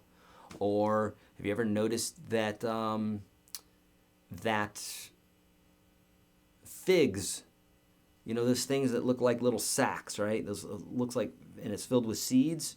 Those are great for fertility, okay? I won't tell you what that little sack looks like, but nonetheless, that little fig sack. This is what we call the signature, the sign of nature. It's everywhere. It's in the universe. It's like, it's happening constantly.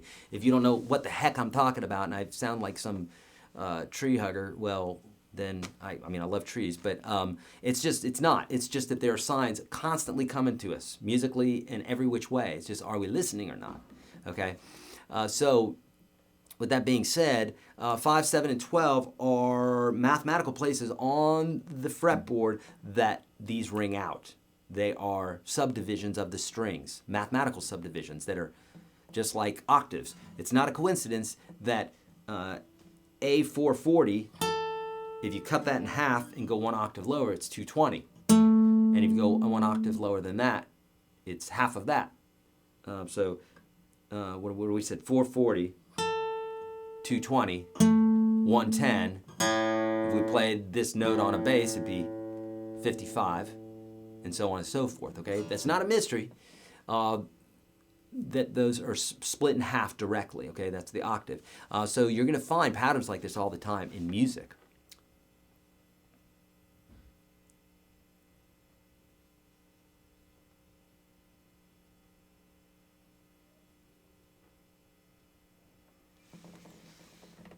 Okay, cool. Oh, you're so welcome, Joshua. You're so welcome.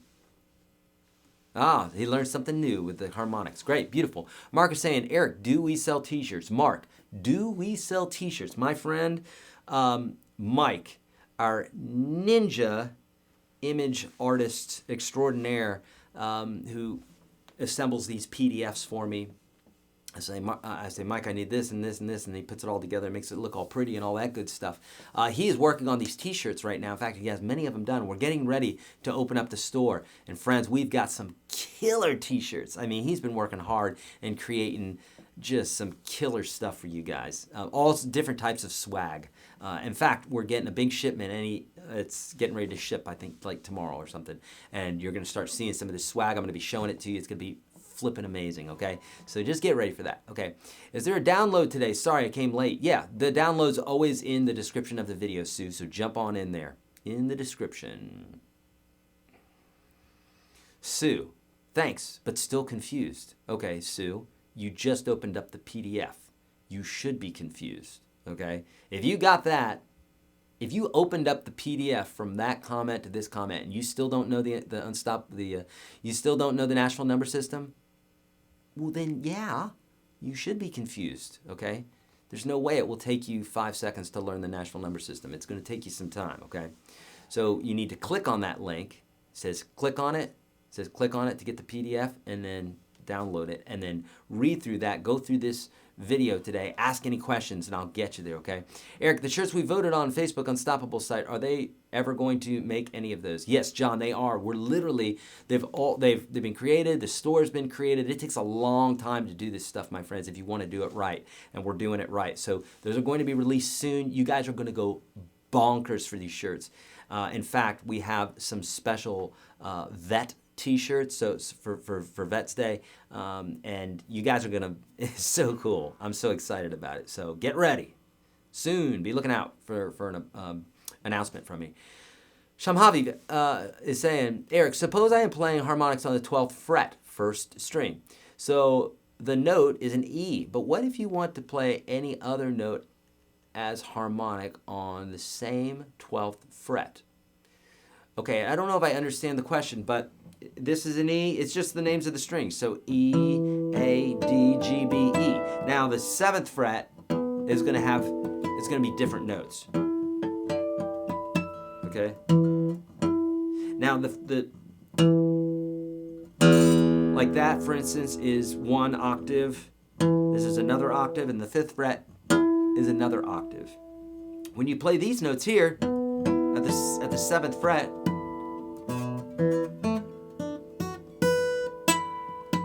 the harmonic is actually that specific note. So for 5 and 12, the name of the note is the open string. Whatever the open string is, if you're playing it on the 5th or 12th fret, it's the name of that open note. Different octave, but same note. And if you're playing the 7th frets, then it's the name of the fret that you're playing. Okay? That easy.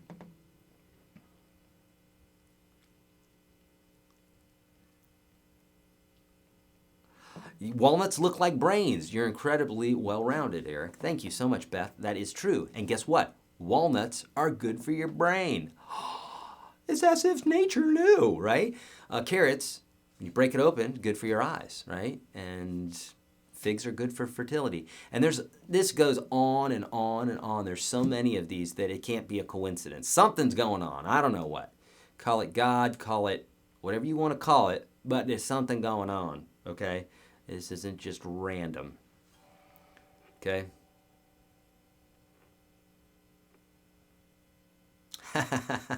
Rod's saying he's hugging a tree, y'all. That guitar was a tree. Oh, it's true. It's true. I love this thing.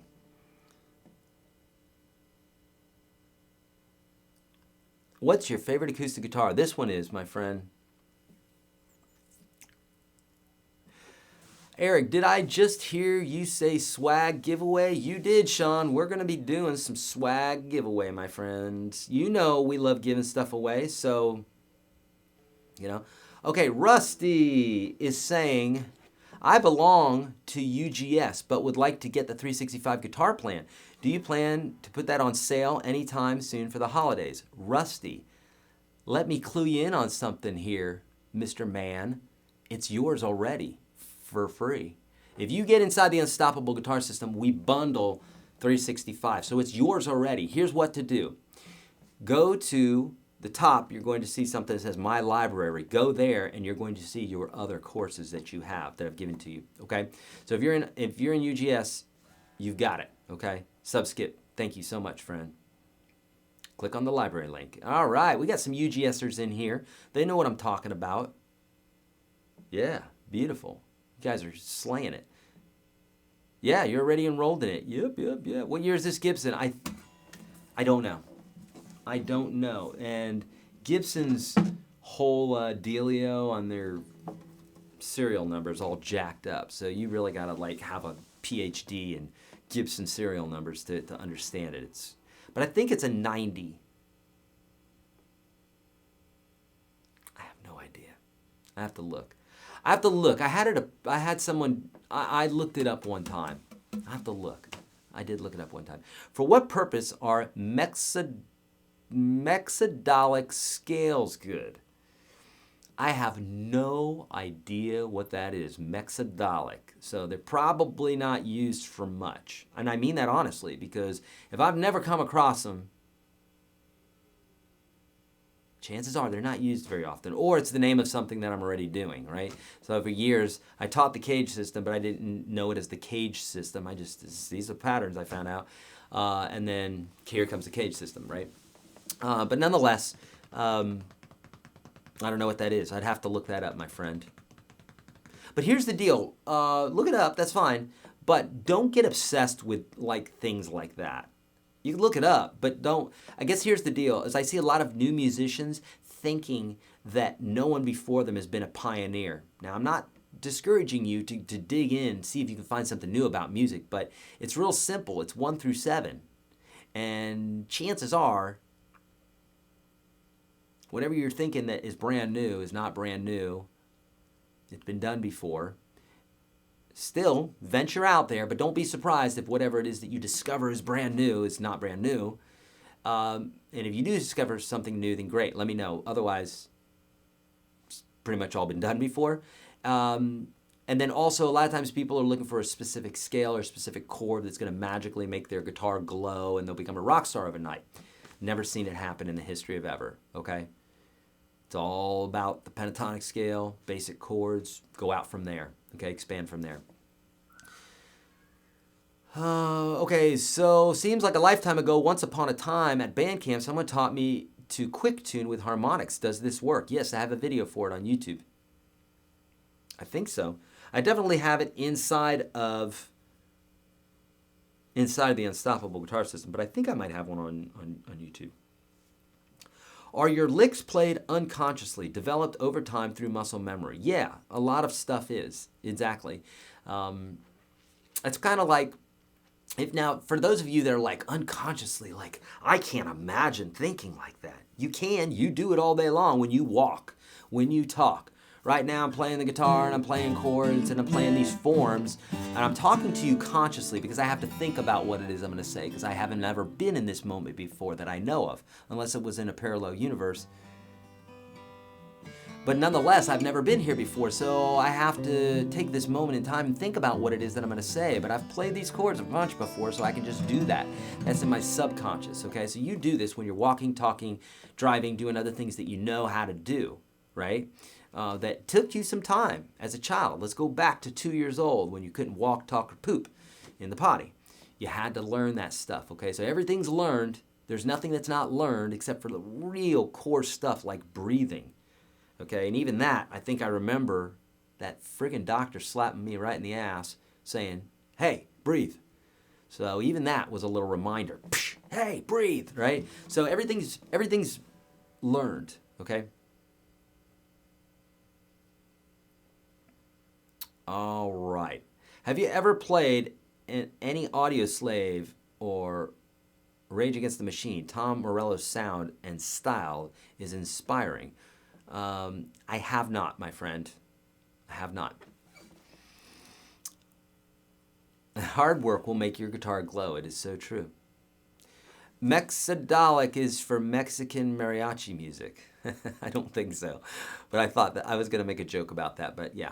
I saw a comment with 365 that mentioned 365 plan was the best started at the intermediate level. Can you elaborate on this? Thanks. Yeah, subskip. Yeah, here's the deal. So those folks that are just learning the very bare bits and pieces, it would be best to go through the beginner section first before delving into 365. Otherwise, you're going to have some questions about basic fretting, basic picking, reading tablature, and those sorts of things. Basic skills, right? Just like a child who's walking for the first time, you're not going to say, hey, jump. I mean, my kid's 3 and he still can't jump. He barely can jump. It's so funny. He tries to jump and it's the weirdest thing to see someone who can't jump. You're like, jump off the ground. He can't do it. He just like doesn't know what's going to happen. So his feet go like that far off the ground.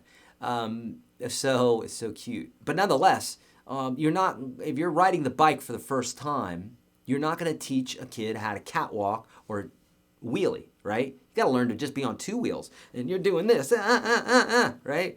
Well, nonetheless, I hope someone doesn't make a meme out of that. Anyhow, somebody's going to do that, right?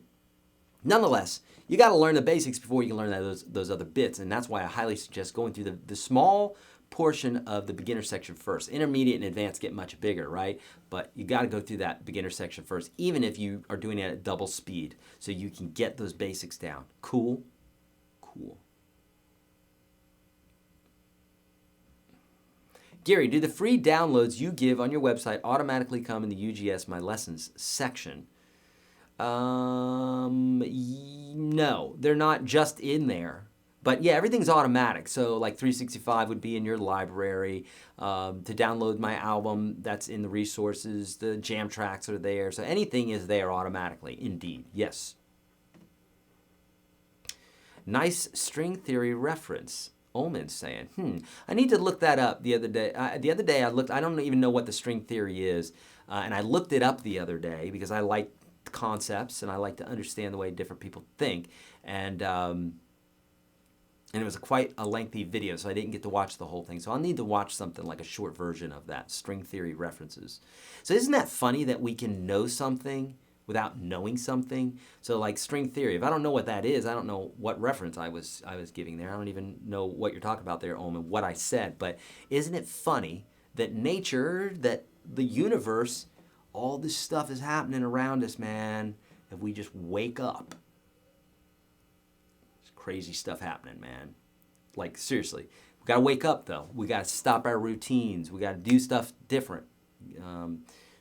Everything. Change it up, shake it up, because the world's trying to speak. The universe is trying to tell us something. It's telling us lots of things. And I know when I'm tuned in, it's telling me stuff non-stop. I cannot stop the voices. They're good voices. They're not weird voices. They're good voices. But if I'm not in the zone, if I'm eating the wrong food, if I'm not working out, if I'm not waking up early, I'm not doing my disciplines, it doesn't speak to me. If I'm not practicing like I should be, not speaking to me musically. It's like they cease. They get quiet. Acoustic Adventure, can you demonstrate a simple lick or short solo using chord tones along with passing tones? Yeah, let's do it. All right, so this right here, by the way, is my new 1959 Gibson Les Paul Special. Or Junior, it's a Junior, sorry. Special has 2 pickups. But I just got this from Gruen the other day, and I love it. And it's so much fun. So let's do this. So if I go, I use this chord progression a lot. I just love it.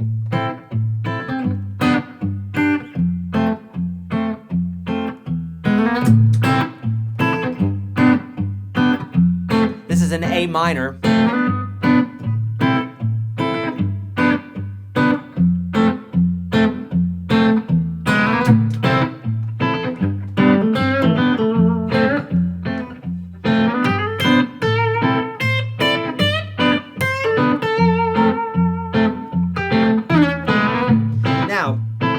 What I can do here is I can play, this is in A, because it has an A minor chord. Just playing it a different way. It's got a G major chord. It's got an F major chord. Now remember, if we go back to our little colorful chord chart, we know that we're in A minor, because we got A minor starting off the chord progression. Ooh, hint, hint, hint, hint. The universe is saying, hey you, we're in the key of A minor. Ah, you're listening, right? Okay, that means I can play A minor scale or an A minor pentatonic or A minor blues. The lights are going on, aren't they? Sure they are.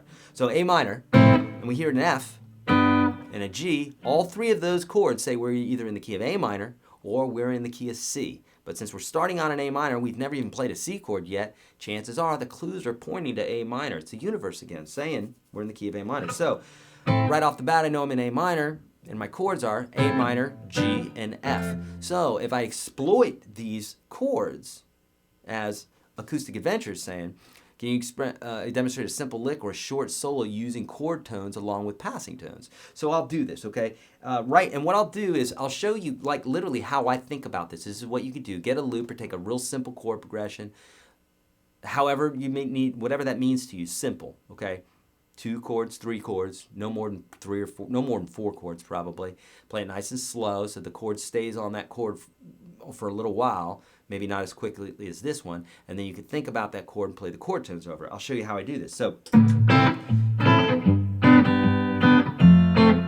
here are our chords. A minor, G, F,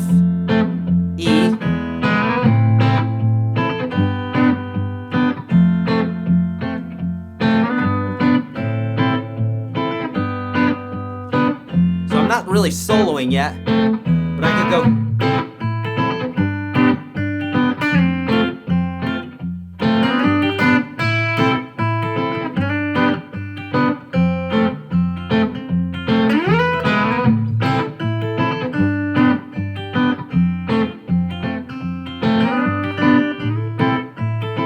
Just taking notes right out of the chord, right?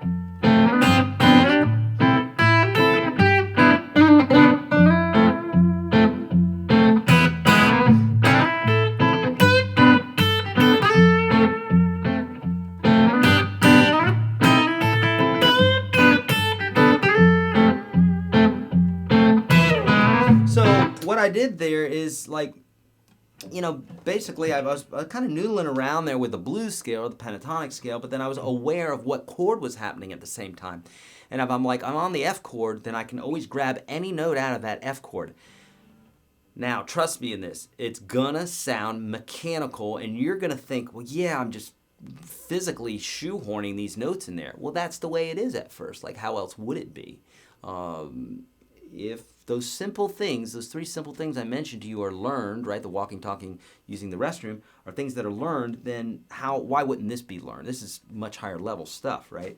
So the only way to do it is to practice that. And then what happens is you get much quicker at it, listening and everything else, that you'll be able to play different notes. When I came up here and I went,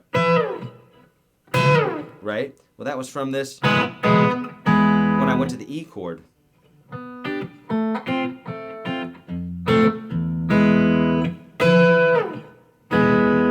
I could have gone the chord that I was on, but I chose to go to the 12th fret, same notes. So that's kind of how I would think about that. Take a chord progression. Now, if that's too difficult for you, slow it down or stay on the chord twice as long.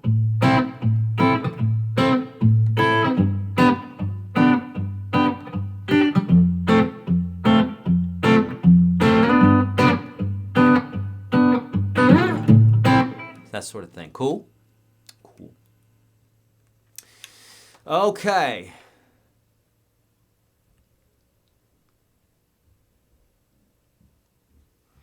Do I ever do luthier vids? I just got certified, but I'm still a novice. Would love to learn from you. Mark, I have a whole series that we just did where I went down to Franklin Guitar Repair and worked with Greg Ellis, who is my personal guitar tech. He's helped me purchase many guitars, many amps, does all my modifications, does all my setups, tweaking, all that stuff. And he's a ninja at being a luthier. And we went there and we did a whole series with him. Actually, I've done 2 series now. They're inside the Unstoppable Guitar System. One's called The Ultimate Pursuit of Tone. And the other one is called, I don't know what it's called, but basically, it's about guitar maintenance. Okay, it's recently been put up inside the Unstoppable Guitar System. So if you guys don't know what the Unstoppable Guitar System is, it's my mammoth course, and I have these different modules put into it. So for instance, like what you're asking here, okay? So it's like a course within this giant course of like 1,000 videos, 600 jam tracks, etc., okay? This video went to a weird place. Jeremy, this must be the first time you've watched me, because these videos always go to a weird place. They're never not in a weird place. It gets weird, okay? But if you listen, it stops becoming weird and it starts becoming like, huh, yeah, that makes sense, okay? But yeah, it always gets weird. Hey, what's the difference between your Udemy course and the Unstoppable Guitar course? It's not Ultimate, Unstoppable course. I'll tell you in a nutshell, Ashwin. Unstoppable Guitar System has way more videos in it. It's organized better. You have daily contact with me. You have free live webcasts. Right now we're doing 2 extra a month that are just for the Unstoppable Guitar System folks, not like this. It's just for UGS folks. They're the only people that get notified about it. Constant updates, so we constantly are putting new information in there. Jam tracks, 600 something jam tracks. It goes on and on. If you want more information about that, you can search on YouTube. Search Udemy Udemy Unstoppable. Okay, Udemy Unstoppable Guitar System, and you'll see the difference between the two. Now, that video was made a while ago, and the stuff that we've added to UGS now is leaps and bounds more than the Udemy course, hugely, okay? We have the #1 guitar lesson course on Udemy, which is like a paid YouTube, if you will. It's a big deal. It's a big course. In fact, I think it's the biggest course out there, and for those reasons, we've got the #1 course out there, which is cool, and we love that, and we're thankful for that, but UGS dwarfs that. It just makes it look like a much smaller course, which it is. That being said, there's lots of videos in there, and there's lots of amazing content in there. Also, that being said, if you've bought that course and you're like, oh yeah, I really want the UGS, a new shiny toy, go through Udemy. And once you exhaust all those videos, and then if you want to come to UGS, then do that. But don't get so obsessed. I'm not trying to sell you on UGS. I'm just saying, if you're thinking about UGS or the Udemy course, okay, I say the Udemy course is called the Complete Guitar System. If you're thinking about either one of those, man, today it's 60% off. So normally it's a $400 course, and you're getting the $80 365. You're getting both of those, for the same price, or you're getting those together. And normally UGS is $400, 365 is $80 if you were to buy these separately, right? And today the discount is $159, I believe. It's 60% off. So if you're thinking about it, today is a great day to do it because it's a massive discount, okay? And we've only done that type of discount. We rarely ever do anything like that, okay? Eric, as a veteran and a total guitar beginner, I can tell you how much the UGS is helping me. Thanks for offering it. Oh, you're so welcome, Bob. Thank you so much. Thank you so much, Karen. Get on board with the UGS. You'll be amazed. Thank you. Oh, so sweet. Weird in a good way, Bruce is saying. You do have to be a little bit weird to be a musician. I remember I was laying in bed last night. I was talking to my wife about, well, it doesn't matter. I'm just a weirdo. But I was telling to her about, like, wouldn't it be cool to be, these are like late night conversations with Eric that you'll know how weird I am. I'm like, wouldn't it be cool? And I bet you there is this. I'm going to Google it as soon as this broadcast is done. But like a pod that you could get in, where you could sleep in this pod. And there's no sound, right? It's just the sound of your snoring or whatever, and no one's kicking you, like your wife or your kid, if he says, I gotta come in bed, and you're not getting all this, right? And no cats jumping on you in the middle of the night, and it's just maybe a little bit of extra oxygen pumped in there, and maybe some light music, airy music or something. Like, wouldn't that be awesome? Like a sleeping pod. I'm gonna invent that. That'd be so cool. I bet you there is that, right? I think Michael Jackson had something like that. I'm gonna look. All right, Beth is saying, sorry if this has been asked already, and I'm going to jump over to Facebook here in just a moment, but would you recommend a solid-state amp with lots of presets or simple tube amp for a first-time electric guitar purchase? Beth, I would suggest a solid-state amp with lots of presets in the beginning rather than a tube amp. Tube amp is kind of like getting into the next level of, okay, this is what this does. It gives this superior tone for the most part. I cover that inside the Ultimate Pursuit of Tone inside UGS, comparing the two and that sort of thing like that. But there's more to it than there's pedals, and it's like a modular system, okay? And it's kind of made for the next level type stuff. But in the beginning, those solid state amps have lots to choose from. You typically don't have to play very loud. You're not playing with a band usually, and all the presets are nice. So you're getting all those extra bells and whistles, and it's also it's an education, okay? Okay.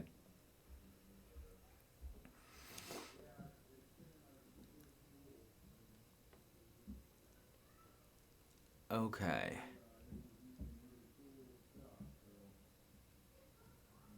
Okay, excellent. Now what I'm going to do is I'm going to jump over to YouTube real quick because I want to get to these questions here. I've kind of left these kids hanging a little bit, so I want to get to all this. And I know this is going a little longer than usual. In fact, we need to call it here. But since I'm not going to be here tomorrow, I kind of want to get you guys situated. You know what I'm saying?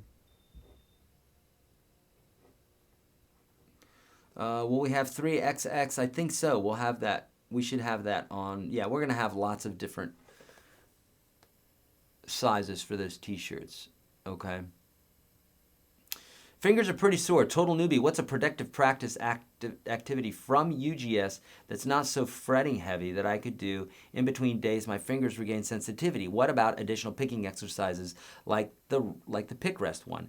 Alex, what you can do, I mean, you can come up with your own picking exercises. I like the way that you're thinking. This guy wants to keep going, or Alex could be a girl. I'm not sure. It doesn't matter. You want to keep going. You want, right? So fingers are getting hurt, they're hurting, but you want to do other stuff. Great, I love that. So what you can do is you can come up with just different exercises. Whatever you do is going to be helpful. So you can go 1 2 1 2 on different strings, or 1 2 3 4 on different strings, or any different combination is going to help keep that pick moving, right? But the other thing you can do, Alex, is you can delve into the theory lessons, because the theory lessons are working on your mind. So while your fingers are healing, go work on your mind. If you want to be practicing, go work on those theory lessons inside of UGS, intermediate and advanced, right? Do that.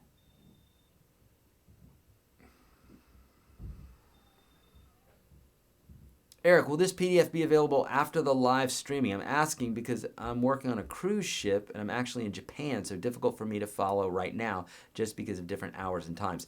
David, yes, it will be available for you later on. How cool is that, friends, that we live in a world where David is on a cruise ship in Japan watching this right now? I love that. The other day there was somebody on an oil rigger out in some sea in Russia. How cool is that, right? And they're learning guitar. So cool. I love that. I love stuff like that. Okay.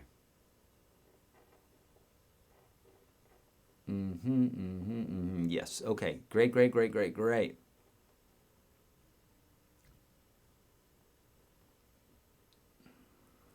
All right. I just saw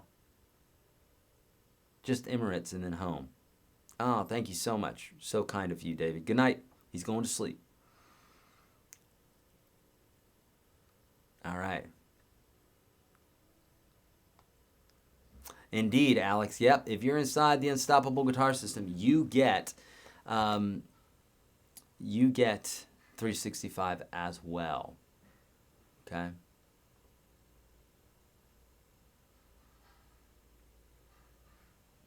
Oh, Mary's saying, looks like you've been at this for a while. What did I miss? Some stuff, Mary. You missed some stuff. So, sorry, Eric, what did you say the new guitar is? This is not a new guitar. It's a 1950, well, yeah, it is. It's a 1959 Les Paul Jr. that I purchased from Gruen. I love it. Health, guitars, philosophy, music? Sure, why not? I know, it gets weird here. Okay, jumping over to seeing if there's any last questions, and then we're gonna end it here, okay? You guys are killing it today. Great questions.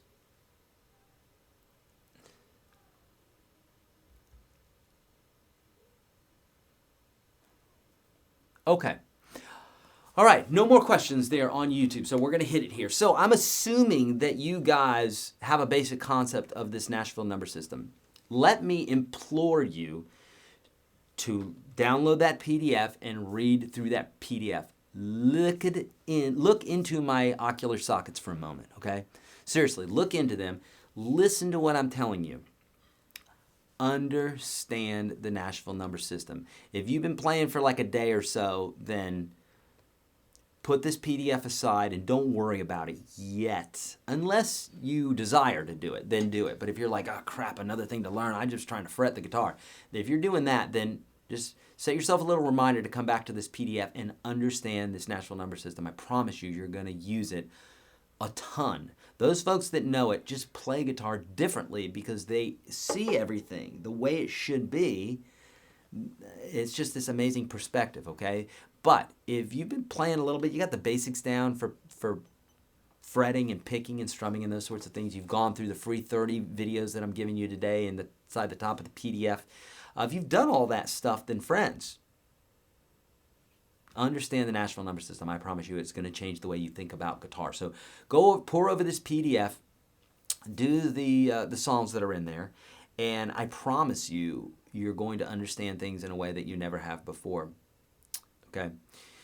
Friends, love you guys so much. You've downloaded the PDF. Here are a couple things that I want you to do. Visit the link that's in the description of the video. You're going to see it, not just the PDF, but there's also some offerings that we have for you today. Friends, we very rarely ever discount UGS like we're doing it right now. $159, I think it is. If that's wrong, it's really close to that. It's 60% off. So if you've ever been thinking about getting in the program, now's the time to do it. Let's say you're somebody who has $0. Then I have over 1,000 videos for you on YouTube. And I've got the free course, the top 30 lessons I teach all my students. Come visit me here in Nashville. It'll take like 30 weeks and $1,000 to do. A lot more than $1,000 at this point. But it'll take that. Or you can click on the link and it's there for you. YourGuitarSage.com/30. That link is in the top of the PDF. And then you've got the deals, the veteran deals. For the live stuff, YourGuitarSage.com/live. Obviously, if you haven't liked or subscribed, all that stuff, you've got that. All my social media stuff, you know where to go for that. Please let me know how I can help you. I love my job. It's so flipping cool, and I work with the coolest guys. So all that being said, thank you, thank you, thank you. Great questions today. You guys played full out. I will not be here tomorrow. There is no part 2 to this. It's part 1. I know it says I'll be here tomorrow. I will not be here tomorrow. I will not be here tomorrow. Write that down. I won't be here tomorrow. So I don't want to leave you guys hanging. Other than that, I'm here for you. If you're inside UGS, hit me up. I'll help you with any questions that you have there. Vets, take advantage of the deal, the free course, all the rest. I'm out of here, friends. Gonna go make some new content for you guys. See ya.